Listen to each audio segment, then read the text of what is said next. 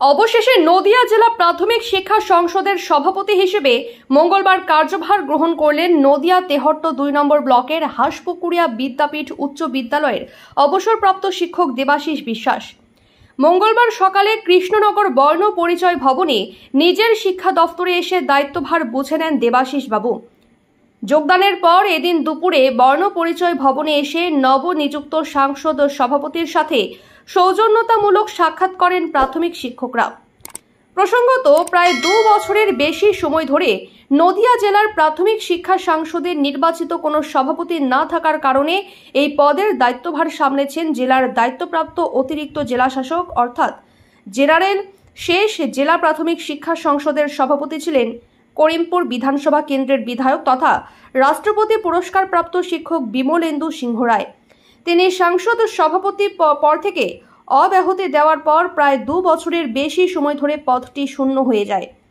আজ নতুন সংসদ সভাপতি নিযুক্ত হওয়ার পর আপাতত সেই পদ পূরণ হলো বলে ইতিমধ্যেই আশার আলো দেখতে শুরু করেছেন জেলার কর্মরত শিক্ষক শিক্ষিকারা। প্রসঙ্গত, তেহট্ট ২ নম্বর ব্লকের বাসিন্দা নদিয়া জেলার প্রাথমিক শিক্ষা সংসদের নবনিযুক্ত সভাপতি দেবাশিস বিশ্বাস দীর্ঘদিন সুনামের সাথে হাঁসপুকুরিয়া বিদ্যাপীঠ উচ্চ বিদ্যালয়ে বাংলা বিভাগের পার্শ্ব শিক্ষক ছিলেন। কর্মজীবনে তিনি ছাত্র দরদি শিক্ষক হিসেবে খ্যাতি লাভ করেন, যে কারণে অবসরের পরেও স্কুল পরিচালন সমিতির সভাপতি হিসেবে স্কুলের পরিকাঠামোগত উন্নয়নের ক্ষেত্রে তার উল্লেখযোগ্য ভূমিকা ছিল। এদিন দায়িত্বভার গ্রহণ করার পর দেবাশিস বাবু জানান, বলি এটা সম্ভবত 23 মাস পরে নতুন চেয়ারম্যান হিসেবে জানলাম। 2 বছর বললে বোধহয় ঠিক করা হয়, 3 বছর হবে না। আমার যেটা মূল লক্ষ্য,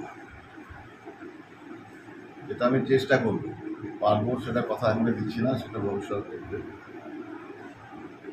সেটা হচ্ছে যে এই যে সরকারি স্কুলগুলোকে ছেড়ে প্রাথমিক শিক্ষায় বেসরকারি স্কুলে যাওয়ার যে প্রবণতা, অধিকাংশ অভিভাবকদের, বাচ্চারা তো জানে না কোথায় তাকে ভর্তি করানো হবে, এই যে প্রবণতাটা তৈরি হয়েছে, এই প্রবণতাকে প্রথমত আটকাতে হবে এবং তারপর ওই বেসরকারি স্কুল থেকে সরকারি স্কুলের ছাত্র সংখ্যা যাতে বাড়ে সেটা করতে হবে। এবং এটা এক রাতে হঠাৎ করে ঘটে যাবে। আর তারপরে দ্বিতীয় যেটা, সেটা হচ্ছে যে আমরা সবাই জানি, স্বীকার করি না, স্কুলে যে ধরনের পঠন আছে, এখন ব্যতিক্রমও আছে। সেখানে আমরা দেখেছি যে ছেলেটা পড়াশোনায় ভালো রেজাল্ট করে, ওই ছেলেটা আর একটা স্কুলে পড়লেও পারত, আরও অন্য স্কুলে পড়লেও পারত, অনেক ভালো রেজাল্ট। আমি চাইছি যে ওই যে ছেলেটা পাচ্ছে সে তার গুণের জন্য পাচ্ছে। শিক্ষার সঙ্গে যারা যুক্ত, অভিভাবক, শিক্ষক বা ধরুন আমাদের কাউন্সিল, এদের সমন্বয়ে যাতে অনেক বেশি সংখ্যক ছেলেরা শিখতে পারে। আর সেটা শুধু যদি আমরা মনে করি যে একটু এবিসিডি শিখবো, একটু যোগ বিয়োগ শিখবো, এইটার খুব বেশি গুরুত্ব আছে বলে আমার মনে হয়। যেটা দরকার সেটা হচ্ছে যে যেটা হারিয়ে গিয়েছে আমাদের মোরালিটি, এইটা ফেরানোর জন্য স্কুলগুলো একেবারে যদি নিজের মতো করেও কোনো প্রোগ্রাম নেয়, আমরা তো কিছু প্রোগ্রাম নিশ্চিতভাবেই দেব, যেগুলো অভিভাবক অভিভাবিকা থেকে শুরু করে শিক্ষক ছাত্র এদের সবারই মধ্যে যাতে একটু হলে পারেও মানবিকতা ফেলে, একটু মনুষ্যত্ব যেন তাদের ভেতরে জাগে, একটু যেন তারা সৎ হয়, একটু যেন অন্যের জন্য কাঁদতে শেখে, অন্যের পাশে দাঁড়াতে শেখে। এই শিক্ষাটা যদি আমাদের প্রাথমিক স্তরে ঢুকিয়ে দেওয়া যায়, কারণ পরিকাঠামো যদি বলেন, স্কুল বিল্ডিংয়ের পরিকাঠামো আছে, রাস্তা আছে, পাঁচিল আছে,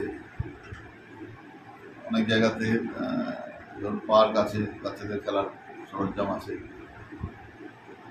শিক্ষকের অপ্রতুলতা কোথাও কোথাও আছে। ইতিমধ্যে যেটা জেনেছি, সেটা যদি জেলাওয়ারি মোট আমরা শিক্ষকের যে সংখ্যা দেখি, সেটা হয়তো খুব কম নেই, কিন্তু এখানে একটা বৈষম্য আছে। ক্লাস টিচার যারা, তারা অধিকাংশই শহরে। সে তুলনায় গ্রামের দিকে শিক্ষকের সংখ্যা কম আছে। ওখানে ছাত্র সংখ্যার উপরে নির্ভর করে এগুলো হয় না। কোথাও একটা ফাঁক থেকে গিয়েছে, ওই ফাঁকটাকে বন্ধ করতে হবে। অন্তত শিক্ষক যাতে সব ছাত্ররা পায় এটা দেখতে হবে। পাশাপাশি যারা শিক্ষকতা করছেন তাদের অন্তত যাওয়া আসার একটা নিয়ম তো আছেই, সেটা যতটা বেশি সম্ভব মেনে চলা যায়। এর মধ্যে দিয়ে যে সমস্ত আমাদের ঘাটতি আছে, ডেফিসিয়েন্সি যা আছে, এগুলো নিশ্চয়ই রিকভারি করা যাবে। যদি এখনও আমাদের খবরের দর্পণ চ্যানেলটি সাবস্ক্রাইব না করে থাকেন তাহলে এখনই সাবস্ক্রাইব করুন, সঙ্গে বেল বাটনটি ক্লিক করুন আর পেয়ে যান সব খবরের দ্রুত ভিডিও আপডেট।